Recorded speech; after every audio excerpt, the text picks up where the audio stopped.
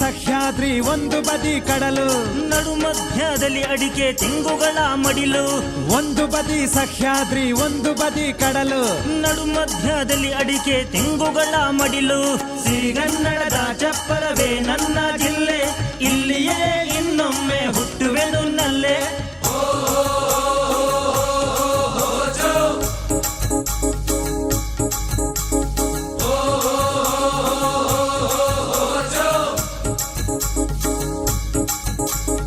ನಾ ಹುಟ್ಟಿದ್ದು ಸಖಿ ಅಂಕೋಲೆಯಲ್ಲಿ, ಚಿಂತೆ ಇಲ್ಲದೆ ಸಾಯಬೇಕೆಂದೇ ಇಲ್ಲಿ.